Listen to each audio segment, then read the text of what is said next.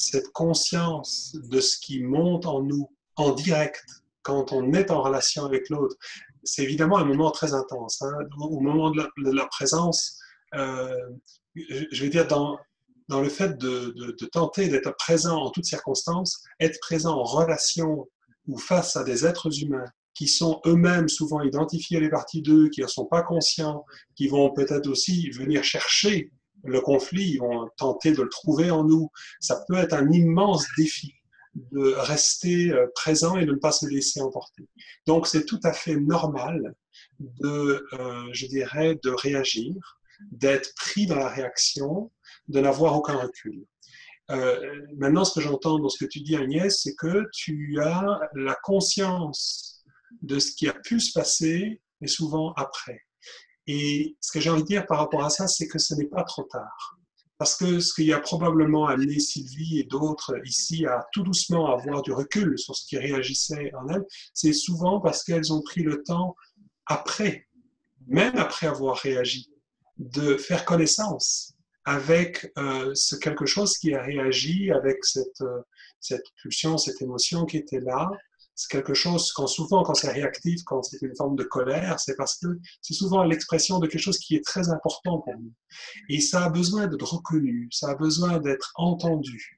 Et souvent, quand nous-mêmes, on ne reconnaît pas ça, c'est-à-dire quand on n'a pas une écoute intérieure de ça, cette partie de nous cherche à être comprise par l'autre.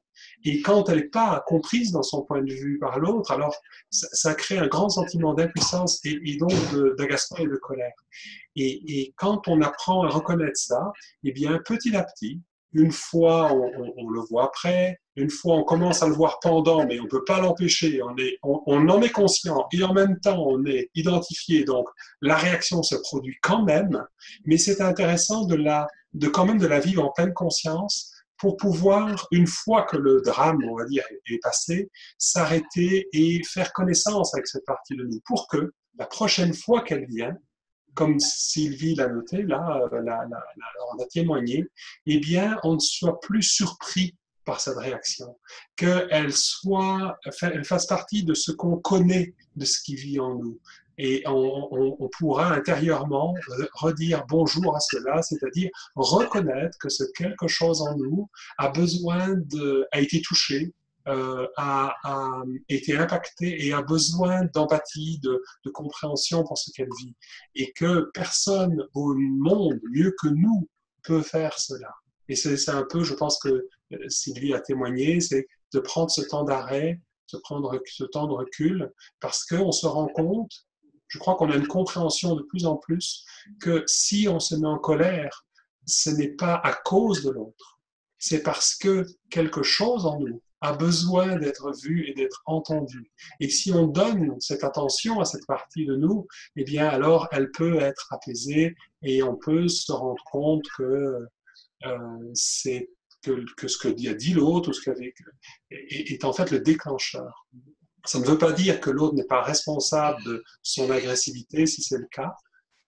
En relation, ce qu'on apprend, c'est qu'on est 100% responsable d'une relation et pas 50-50.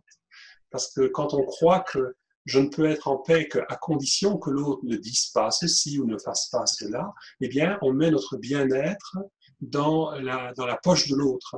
Et quand là, on se rend compte qu'on est 100% responsable, non pas de ce que l'autre nous fait, mais de ce que ça nous fait, c'est-à-dire responsable, ça ne veut pas dire coupable, hein, ça veut dire pleinement responsable dans le sens, oui, ça vit en moi. Ce qui réagit ne vit nulle part ailleurs de l'univers qu'à l'intérieur de moi.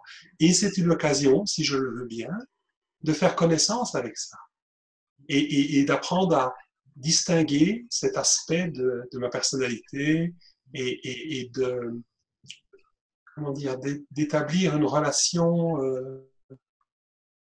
de, oui, amicale, je dirais, avec cette partie de moi, empathique, même de compassion pour ce que ça lui fait vivre, ce qui vient de se passer.